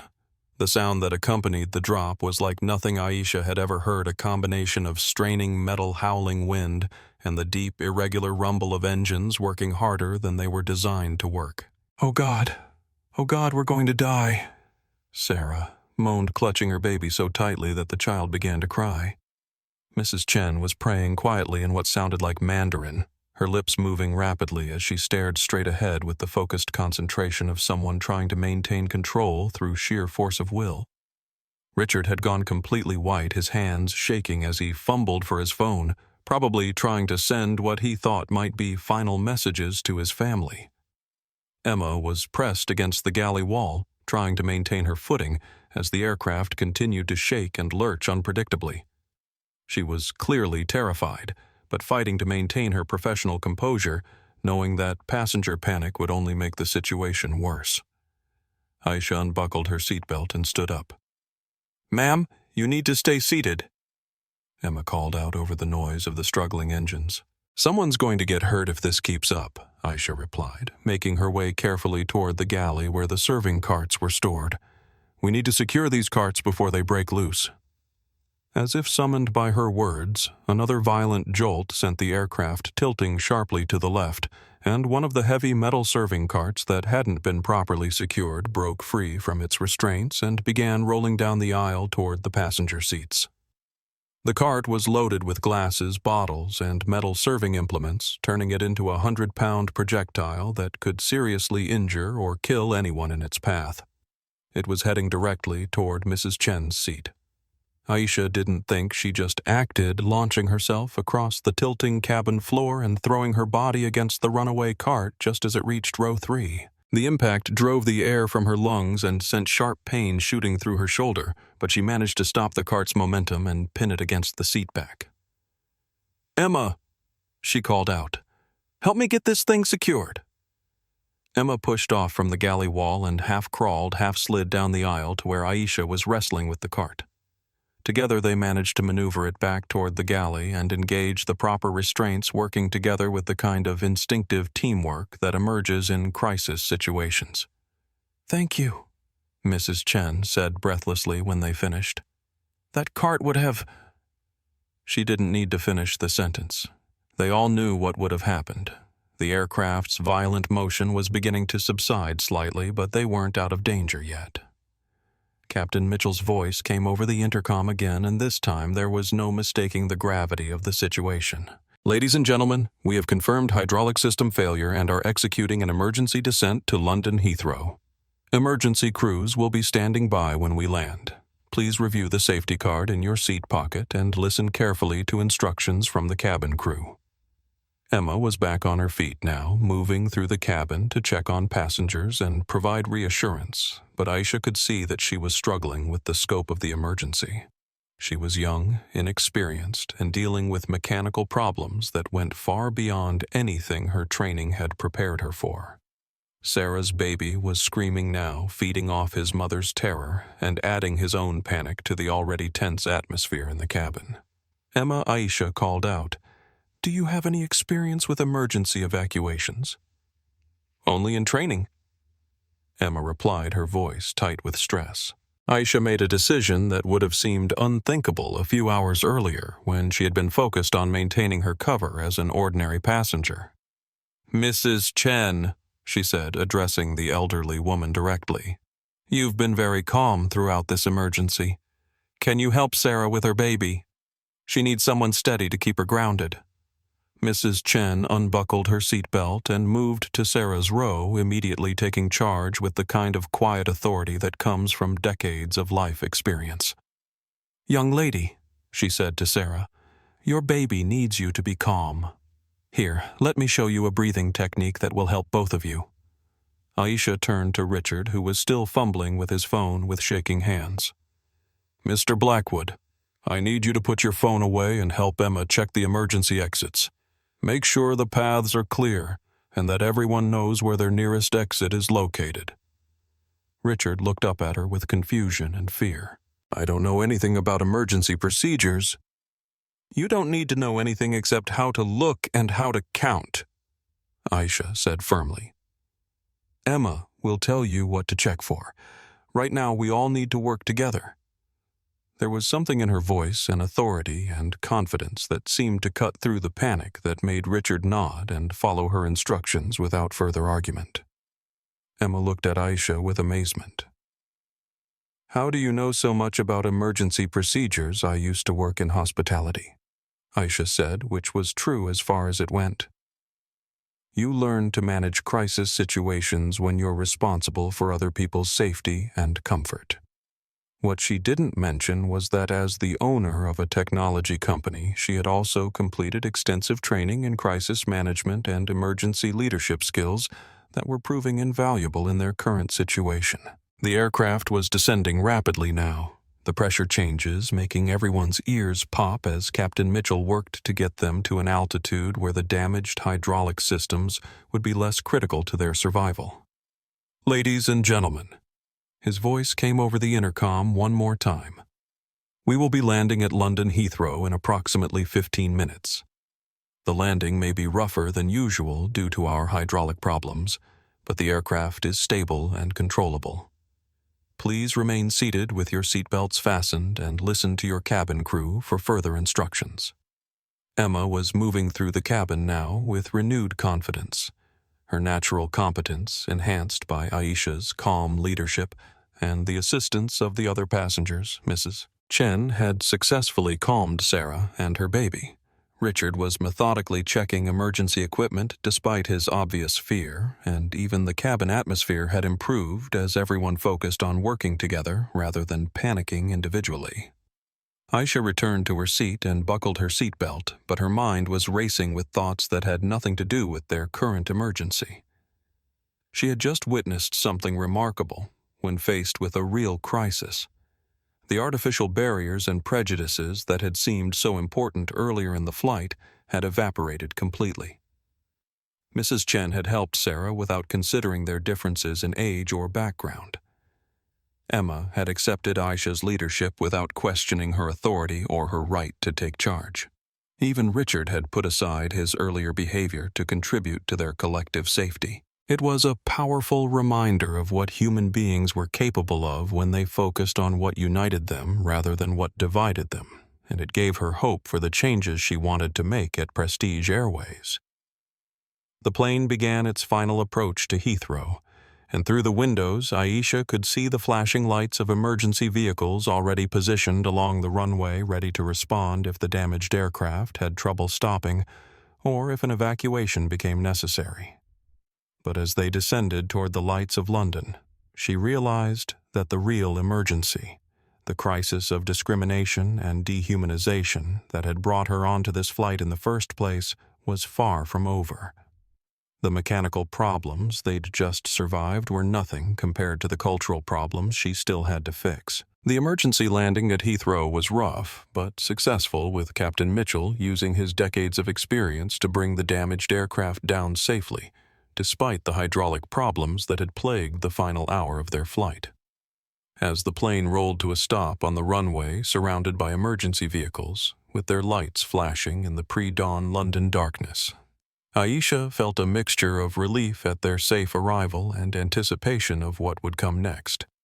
The immediate priority was ensuring that all passengers were safe and accounted for, but she knew that the events of the flight, both the discrimination incident and the emergency that had followed, would have consequences that extended far beyond their arrival in London. "Ladies and gentlemen," Captain Mitchell announced over the intercom, "we have landed safely at London Heathrow. Please remain seated while emergency personnel board the aircraft to conduct a safety check. We will begin deplaning shortly, and ground crew will be available to assist with any immediate needs." The first responders who boarded the plane were efficient and professional, quickly determining that no one had been injured during the emergency and that the aircraft was stable and safe for normal deplaning procedures. But they weren't the only officials waiting to board the aircraft. As the emergency personnel completed their checks and began to leave, Aisha saw 2 uniformed police officers waiting at the jet bridge, along with several people in business attire, who were clearly airline executives summoned to deal with the situation that had developed during the flight. Emma, who had performed admirably during the emergency and earned the respect of every passenger in first class, approached Aisha's seat with obvious nervousness. "Ms. Thompson," she said quietly, "there are some people here who want to speak with you about what happened earlier. I think they might want statements about Madison's behavior." Aisha nodded, having expected this development. The discrimination incident had been serious enough on its own, but combined with the emergency landing and the irregularities in how the situation had been handled, it would require thorough investigation and documentation. "That's fine, Emma. I'm prepared to discuss everything that happened." She stood up and gathered her belongings, noting that the other passengers were also preparing to leave, though she could see curiosity and concern in their faces as they observed the unusual number of officials waiting to board. Richard Blackwood was among the first to approach her as they prepared to deplane. "Miss Thompson," he said, his voice still shaky from the emergency landing, "I wanted to thank you for your leadership during the crisis. You probably saved lives with your quick thinking." He paused, looking genuinely remorseful. "And I wanted to apologize again for my behavior earlier. Watching you take charge during the emergency made me realize how completely wrong I was about you and how ugly my assumptions were. Aisha studied his face, seeing what appeared to be genuine regret and recognition of the gravity of his earlier actions. Mr. Blackwood, I appreciate your apology. What matters now is whether this experience changes how you treat people in the future. It will, he said firmly. I promise you it will. Mrs. Chen approached next, moving with the same quiet dignity she had displayed throughout the entire flight. Young lady, she said to Aisha, I have been traveling for many decades, and I have seen both the best and worst of human behavior. What you did tonight, both standing up to discrimination and leading us through the emergency, showed real character. She paused, looking directly into Aisha's eyes. I hope you understand that people like me see what happens on flights like this, and we remember. We talk to our friends, our families, our communities about airlines that treat people well and airlines that don't. Tonight will be remembered. Sarah, still holding her now sleeping baby, was the last to speak. I don't know who you are, she said softly, but thank you. Thank you for not letting them treat you badly, and thank you for helping all of us when things got scary. My son is too young to understand what happened tonight, but someday I'll tell him about the woman who stood up for herself and then took care of everyone else. As the passengers began to deplane, Aisha was approached by one of the police officers, a professional-looking woman in her 40s who introduced herself as Inspector Sarah Collins. Miss Thompson, she said. I'm Inspector Collins with the Metropolitan Police. I understand there was an incident during the flight that we need to discuss. Yes, that's correct. We'll need to conduct formal interviews with all the parties involved, but I wanted to let you know that we've already spoken with Captain Mitchell, and he's provided us with a preliminary report of the events. Inspector Collins looked around the now empty first-class cabin, taking in the scene where the discrimination had occurred. I also understand that you may have recorded portions of the incident I did, Aisha confirmed. I documented the discriminatory treatment extensively, including audio recordings of conversations and photographs of the differential service I received. That will be very helpful for our investigation. We take discrimination complaints seriously, particularly when they occur in commercial aviation where passengers have limited options for removing themselves from hostile situations. One of the airline executives, a nervous-looking man in an expensive suit, stepped forward and introduced himself as David Harrison, Vice President of Customer Relations for Prestige Airways. Ms. Thompson, he said, his voice carefully controlled on behalf of Prestige Airways, I want to personally apologize for the treatment you received on this flight. This behavior is completely contrary to our company values and policies. Aisha looked at him with interest, wondering how his tone might change when he learned who she really was. Mr. Harrison, she said, I appreciate your apology, but I think we need to have a more comprehensive discussion about your company's culture and practices. This wasn't an isolated incident. This was the predictable result of attitudes and behaviors that have been allowed to flourish throughout your organization. Harrison looked uncomfortable but nodded. Of course, we take these concerns very seriously. Perhaps we could arrange a meeting at our London offices to discuss your experience in detail and how we can prevent similar incidents in the future. I think that would be very helpful, Aisha agreed. In fact, I think we have a lot to discuss about the future of Prestige Airways.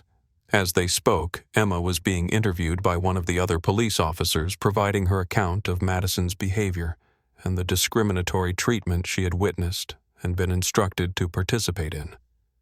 Aisha could hear fragments of Emma's statement. She told me not to waste the good service on Ms. Thompson. She said she didn't belong in first class. She made me serve tap water while other passengers got bottled water. Each statement was another nail in the coffin of Madison's career and another piece of evidence in the case that would need to be built to ensure that real changes were made throughout the airline. Inspector Collins returned her attention to Aisha. Thompson, we'll need you to come to the station tomorrow to provide a formal statement. but I wanted you to know that based on the preliminary evidence and witness statements, we'll be filing charges against the flight attendant for discrimination and harassment." "What kind of charges?" Aisha asked. "Under the Equality Act 2010, discrimination in the provision of services based on race or ethnicity is a serious offense. Combined with the harassment and the hostile environment that was created, we're looking at both criminal charges and civil violations." She paused, consulting her notes. "We're also investigating the passenger who made the accusatory statements about stolen credit cards and fraudulent tickets. That could constitute defamation and harassment as well." As the official interviews continued and the investigation began in earnest, Aisha felt a complex mixture of satisfaction and sadness. Satisfaction that the system was working, that the discrimination she had experienced was being taken seriously and would have real consequences. But sadness that it had come to this, that it had taken legal action and criminal charges to address behavior that should never have been tolerated in the first place.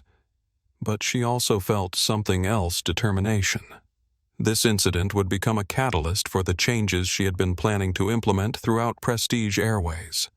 The discrimination she had experienced and the courage she had shown in confronting it would become the foundation for building a better airline, one where every passenger was treated with dignity and every employee understood that respect was not conditional on appearance or status. As she prepared to leave the aircraft for the final time as an anonymous passenger, Aisha looked around the first-class cabin where so much had happened in such a short time. Tomorrow she would return as the owner of the airline, and the real work of transformation would begin. But tonight, justice was being served, and that was a start. The Prestige Airways corporate office in London's financial district was a gleaming tower of steel and glass that seemed designed to project power and success. But as Aisha rode the elevator to the 32nd floor executive conference room, she couldn't help but think about how superficial that impression really was. 3 days had passed since the flight. 3 days during which the story had exploded across social media and international news outlets, transforming what had started as a personal experience of discrimination into a global conversation about racism in the travel industry and corporate accountability. #Prestige Airways and #Justice. At 35,000 feet, we're trending worldwide with passengers sharing their own stories of discriminatory treatment by airline staff, while customer service advocates and civil rights organizations called for broader investigations into industry practices. The legal proceedings were moving forward as well. Madison Pierce had been formally charged with discrimination and harassment, while Richard Blackwood faced civil litigation for defamation. But more importantly, from Aisha's perspective, the incident had created the perfect opportunity to implement the sweeping changes she had been planning since acquiring the airline. David Harrison, the vice president of customer relations she had met at Heathrow, was waiting in the conference room along with several other senior executives, all of whom looked nervous and uncertain about what kind of legal and financial consequences the incident might have for the company. "Mrs. Thompson," Harrison said as she entered the room, "thank you for meeting with us today. We want to assure you that Prestige Airways takes your experience very seriously, and we're committed to making whatever changes are necessary to prevent similar incidents in the future." Aisha took a seat at the head of the conference table, setting down her laptop and the same battered backpack she had carried on the flight, enjoying the slightly confused looks the executives gave each other as they tried to reconcile her casual appearance with the authority she seemed to command in the room. "Mr. Harrison," she said, "I appreciate your commitment to change, but I think there might be some confusion about the nature of this meeting." She opened her laptop and pulled up the acquisition documents that had been finalized just hours before her flight. "I'm not here as a discrimination victim seeking compensation or policy changes from your company," she said, turning the screen so everyone in the room could see it clearly. "I'm here as the owner and chairwoman of Prestige Airways, and we're here to discuss how we're going to rebuild this airline from the ground up." The silence that followed was profound and absolute. Harrison stared at the screen for a long moment, his face cycling through confusion, recognition, and something approaching panic as he processed what he was seeing. You're Aisha Thompson, he said finally. The Vital Link founder. I am. And you own the entire airline as of last Monday morning. The incident on Flight 447 wasn't a random case of discrimination. It was a test of our company culture, and we failed that test spectacularly. The other executives looked like they wanted to disappear into their leather chairs. The woman they had been prepared to offer vouchers and apologies to was actually their new boss, and she had experienced firsthand the ugliest aspects of their organizational culture. Ms. Thompson Harrison said, his voice shaking slightly, "We had no idea. If we had known you were evaluating the service—" "That's exactly the point," Aisha interrupted. "The service shouldn't change based on who's watching. Every passenger deserves to be treated with dignity and respect regardless of how they look or how much money the staff thinks they have." She stood up and walked to the floor-to-ceiling windows overlooking London, gathering her thoughts before continuing. What happened on that flight wasn't an anomaly. It was the predictable result of a corporate culture that has allowed discrimination to flourish under the guise of customer service standards. Madison Pierce didn't invent her prejudices in a vacuum. She learned them from training policies and examples that taught her that some passengers matter more than others. She turned back to face the room. "We're going to change all of that starting today." Over the next several hours, Aisha outlined a comprehensive transformation plan that addressed every aspect of the airline's operations. New hiring practices that prioritized character and empathy over appearance and connections. Revised training programs that emphasized equal treatment for all passengers and included extensive anti-discrimination education. Updated service protocols that eliminated the subjective judgments that had allowed bias to influence passenger treatment. But the changes went deeper than policies and procedures. Aisha announced the creation of a passenger advocate program with Emma Rodriguez as the director, giving passengers a direct channel to report discriminatory treatment and ensuring that complaints would be investigated thoroughly and transparently. She also announced a community outreach initiative that would partner with civil rights organizations and community groups to rebuild trust with passengers who had been driven away by discriminatory treatment, and a scholarship program for young people from underserved communities who were interested in aviation careers. The airline industry has a long history of discrimination, she told the assembled executives, but it also has the potential to be a force for positive change in the world. Every day we transport people across borders and between cultures, connecting families and enabling opportunities that wouldn't otherwise exist. She paused, looking each executive in the eye. "We're going to be an airline that lives up to that potential, one that treats every passenger like they matter because they do." The transformation wouldn't happen overnight, and there would undoubtedly be resistance from employees and systems that had grown comfortable with the status quo. But Aisha had the power to enforce change, the resources to support it, and the moral authority that came from having experienced the problems firsthand.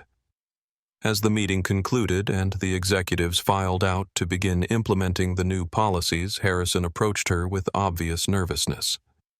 "Ms. Thompson," he said, "I want you to know that I personally never supported the kind of treatment you experienced on Flight 447, and I'm committed to helping you create the changes you've outlined." Aisha studied his face, looking for signs of sincerity or opportunism. "Mr. Harrison, I believe you probably are personally opposed to overt discrimination, but I also believe you've been part of a system that allowed it to flourish through benign neglect and willful blindness." She gathered her belongings and prepared to leave. "The question now is whether you're willing to be part of the solution, even when it means confronting uncomfortable truths about the culture you helped create." As she left the London office and stepped into the busy streets of the financial district, Aisha felt a mixture of exhaustion and exhilaration. The real work was just beginning, but she had taken the first crucial steps toward building the airline she envisioned, one where her mother could have traveled with dignity, where young people like Emma could build careers based on merit rather than connections, and where no passenger would ever again be made to feel unwelcome because of who they were or how they looked. The transformation of Prestige Airways had begun, and it would serve as a model for how other companies could address discrimination and build more inclusive cultures. But first, she had a promise to keep to someone who had shown courage when it mattered most. 6 months after the incident on Flight 447, Emma Rodriguez stood in the main terminal of JFK International Airport wearing the crisp uniform of a Prestige Airways customer service director and carrying herself with the confident professionalism of someone who had found her calling. The terminal was bustling with the usual chaos of international travel, but there was something different about the atmosphere around the Prestige Airways gates, a warmth and efficiency that passengers noticed and commented on, a sense that the staff genuinely cared about providing excellent service to everyone, regardless of their appearance or perceived status. Emma was conducting one of her regular passenger experience audits, observing how customers were treated at every stage of their journey and ensuring that the new service standards Aisha had implemented were being followed consistently. She watched as a gate agent helped an elderly passenger who was struggling with the check-in kiosk, patiently explaining each step and ensuring he felt comfortable with the process. She observed a flight attendant greeting each passenger with genuine warmth as they boarded, making eye contact and offering assistance without the subtle discrimination that had once been commonplace. These changes hadn't happened automatically. The transformation of Prestige Airways had required months of intensive training, policy revisions, and personnel changes as employees who couldn't or wouldn't adapt to the new culture were replaced by people who embraced the values of dignity and respect that Aisha had made central to the airline's mission. Some of the resistance had come from surprising places, veteran employees who had been with the company for years and couldn't understand why service standards that had seemed acceptable were suddenly being criticized. Passengers who complained that they weren't receiving the special treatment. They felt their elite status entitled them to even industry analysts who questioned whether an airline could remain profitable while treating all customers equally. But the results spoke for themselves. Customer satisfaction scores had risen dramatically across all demographics, with particular improvements in ratings from passengers who had previously felt unwelcome or marginalized. Employee morale was at an all-time high, as staff members found greater job satisfaction in providing genuinely helpful service, rather than navigating the complex hierarchy of preferential treatment that had previously defined their roles. Perhaps most importantly, the airline was attracting new customers, families, young professionals, international travelers who had heard about Prestige Airways' commitment to equal treatment and wanted to support a company that aligned with their values. Emma's radio crackled to life. "Director Rodriguez, we have a situation at Gate 12 that requires your attention." She made her way quickly through the terminal, preparing for whatever challenge awaited. In her new role, she had handled everything from passenger complaints to medical emergencies, each situation an opportunity to demonstrate the kind of leadership and customer care that Aisha had envisioned when she created the Passenger Advocate Program. At Gate 12, she found a scene that would have been familiar 6 months earlier, but was now rare enough to be noteworthy. A passenger was raising his voice at a gate agent demanding special treatment that he felt his frequent flyer status entitled him to. "I've been flying first class with this airline for 15 years, the man was saying, his voice carrying across the gate area. "And I don't appreciate being treated like some economy passenger. I expect my usual upgrades, my preferred seating, and the level of service that I've earned." The gate agent, a young man named Marcus who had been hired as part of Aisha's diversity initiative, was handling the situation with remarkable composure. "Sir, I understand your frustration, and I appreciate your loyalty to Prestige Airways. I'm happy to review your reservation and see what options are available, but I want to make sure I understand what specific service you feel you're not receiving." Emma approached the counter. her presence immediately changing the dynamic of the interaction. "Good afternoon," she said pleasantly. "I'm Emma Rodriguez, Director of Passenger Experience. How can I help resolve this situation?" The passenger turned to her with obvious relief, apparently assuming that someone with a title would be more likely to give him what he wanted. "Finally, someone with authority," he said. "This agent doesn't seem to understand how frequent flyer programs work. I'm a Diamond Elite member, and I expect to be treated accordingly." Emma checked his record on the computer terminal, noting his frequent flyer status, as well as several complaints in his file about demanding special treatment and making disparaging comments about other passengers. "Mr. Patterson, she said I see that you are indeed a valued frequent flyer, and we appreciate your business with Prestige Airways. Marcus here is one of our most experienced agents, and I'm confident he can help you with whatever specific needs you have." She paused, looking him directly in the eye. "However, I want to make sure you understand that our commitment to excellent service means providing that service to all of our passengers equally. Your frequent flyer status entitles you to the benefits outlined in our program, but it doesn't entitle you to treatment that comes at the expense of other passengers' dignity or comfort." Patterson's face flushed red. "Are you telling me that my years of loyalty don't matter? That I should be treated the same as someone flying on a discount ticket? I'm telling you that every passenger deserves to be treated with courtesy and respect," Emma replied calmly. "Your loyalty matters and we value it, but not more than we value our commitment to creating a welcoming environment for everyone who flies with us." The confrontation could have escalated, but something in Emma's tone, firm but not confrontational, clear about boundaries but not dismissive, seemed to diffuse Patterson's anger. "Look," he said, his voice calmer, "I just want the service I've come to expect. I'm not trying to cause problems for anyone else." "I understand," Emma said. "Marcus, why don't you review Mr. Patterson's options for today's flight and see if we can address his specific concerns?" As Marcus worked to find solutions that met Patterson's needs without compromising the airline's values, Emma reflected on how different this interaction was from what would have happened 6 months earlier.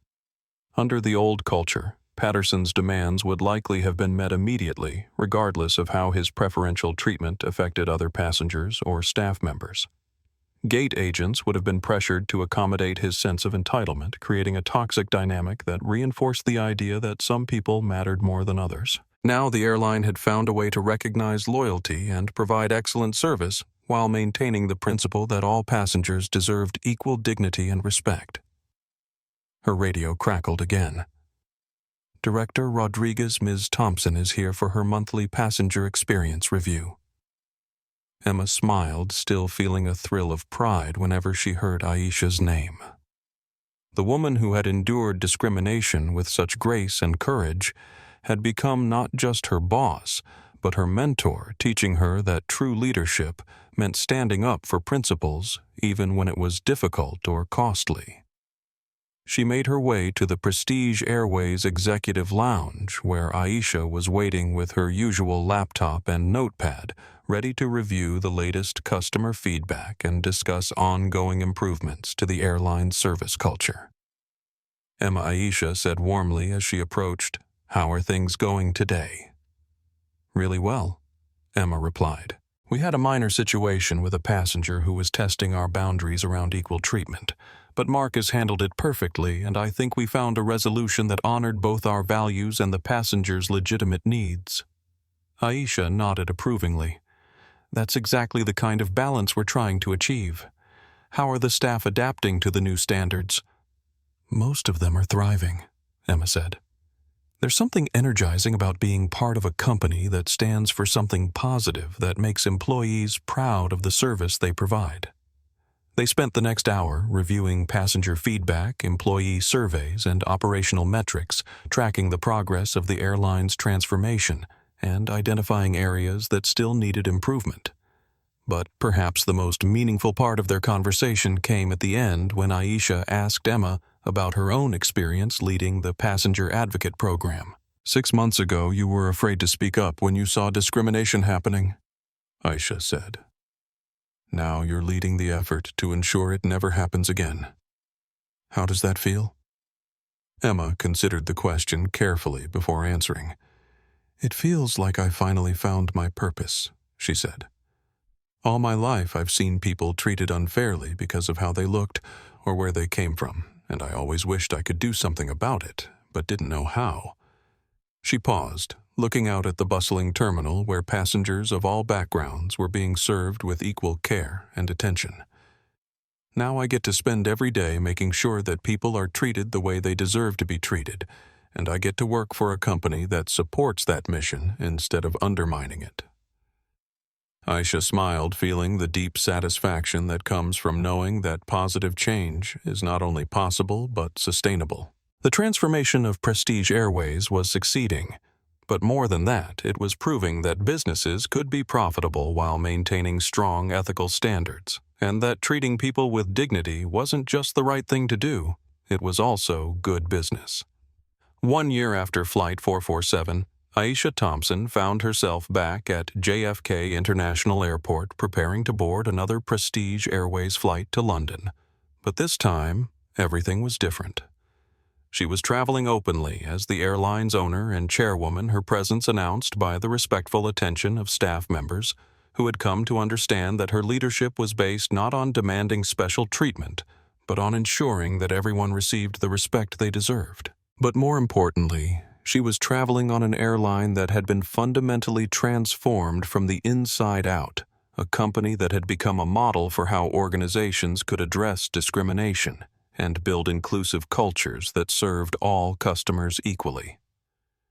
The gate area was buzzing with the positive energy that had become characteristic of Prestige Airways operations, with staff members who genuinely enjoyed their work and passengers who felt welcomed and valued regardless of their background or appearance. Emma Rodriguez, now the company's vice president of customer experience, was at the gate to see her off, having grown from a nervous junior flight attendant into one of the most respected leaders in the aviation industry. Everything ready for the London meetings, Emma asked, referring to the International Conference on Diversity in Aviation that Aisha was scheduled to address, sharing Prestige Airways' transformation story with airline executives from around the world. As ready as I can be, Aisha replied. It's still surreal sometimes thinking about how much has changed in just 1 year. The changes had been dramatic and wide-ranging. Prestige Airways now had the highest customer satisfaction ratings in the industry, with particular strength in ratings from passengers who had previously felt marginalized or unwelcome on other airlines. Employee retention was up significantly as staff members found greater job satisfaction in providing genuinely inclusive service. The airline's financial performance had improved, as well as the positive culture attracted customers who were willing to pay a premium to fly with a company that aligned with their values, while the elimination of discriminatory practices had reduced legal costs and improved operational efficiency. But perhaps most meaningfully, Prestige Airways had become a catalyst for change throughout the aviation industry, with other airlines studying their transformation model and implementing similar initiatives to address discrimination and improve service culture. As Aisha prepared to board, she was approached by an elderly woman who looked familiar, though it took her a moment to recognize Mrs. Chen, the passenger who had spoken up during the discrimination incident a year earlier. "Ms. Thompson," Mrs. Chen said with a warm smile, "what a pleasant surprise to see you again." "Mrs. Chen, how wonderful to see you. Are you traveling to London as well?" "Yes, visiting my grandchildren again. But I wanted to tell you how much I've enjoyed flying Prestige Airways since you made those changes. The service is excellent, and more importantly, everyone is treated with dignity." She paused, looking around the gate area with obvious satisfaction. "My granddaughter is starting college next year, and she wants to study business. I've been telling her about what you did, how you used your success to make things better for other people. She says you're her inspiration for the kind of leader she wants to become." The comment touched Aisha deeply, reminding her that the changes they'd made extended far beyond airline operations to influence young people's understanding of what ethical leadership could look like. As they boarded the aircraft, Aisha noticed immediately how different the experience was from that fateful flight a year ago. The flight attendants greeted every passenger warmly, making genuine eye contact and offering assistance without the subtle discrimination that had once been commonplace.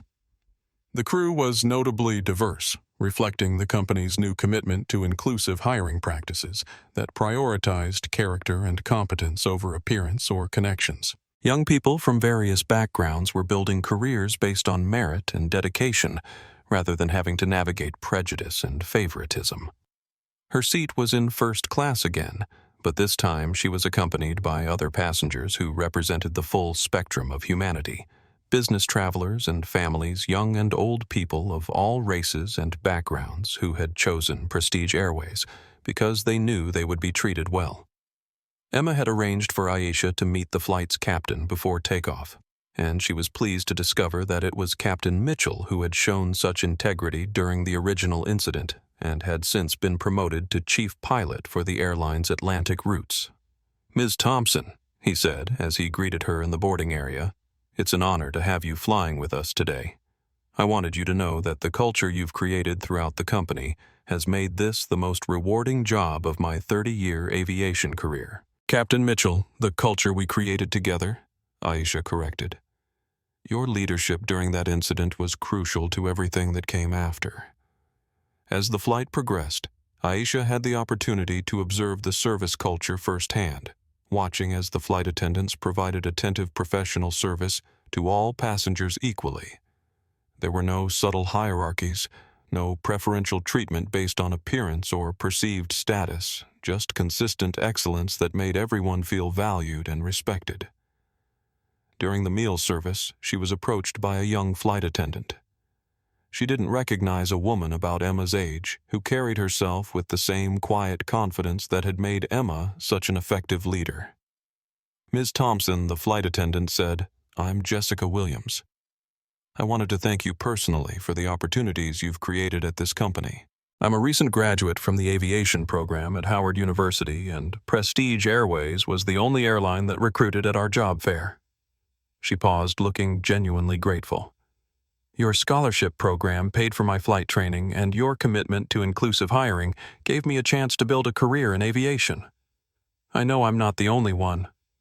There are dozens of young people from underserved communities who now have opportunities that didn't exist before you bought this airline." The conversation reminded Aisha that the transformation of Prestige Airways had created ripple effects that extended far beyond the company itself, opening doors for young people who might otherwise have been excluded from aviation careers, and creating a new generation of leaders who understood the importance of treating everyone with dignity and respect. As the flight neared London, Aisha reflected on the journey that had brought her to this point. A year ago, she had been a successful entrepreneur who wanted to use her wealth and influence to address discrimination in the airline industry. She had expected to find problems and had been prepared to confront them, but she hadn't anticipated how personally challenging and ultimately rewarding the process would be. The discrimination she had experienced had been painful and infuriating, but it had also provided the motivation and moral authority needed to drive comprehensive change throughout the organization. The courage she had shown in confronting that discrimination had inspired employees like Emma to find their own voices and become advocates for positive change. Most importantly, the transformation of Prestige Airways had proven that it was possible to build a successful business based on principles of equality and respect, challenging the notion that companies had to choose between profitability and social responsibility. As Captain Mitchell announced their final approach to Heathrow, Aisha looked around the cabin one more time, taking in the scene of passengers from all walks of life being served with equal care and attention by a diverse crew of professionals who genuinely enjoyed their work. It was exactly what she had envisioned when she first decided to buy the airline, but it was also more than she had dared to hope for. Proof that positive change was not only possible but sustainable, and that treating people with dignity wasn't just the right thing to do. It was also the foundation for building something truly excellent.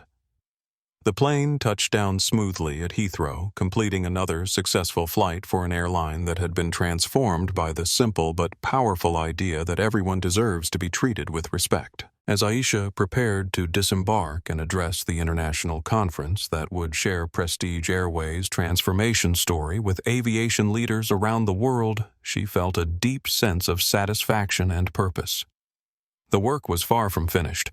There were still challenges to address, improvements to make, and barriers to overcome. But the foundation had been built, the culture had been changed, and the example had been set for how organizations could address discrimination and build inclusive environments that served everyone well.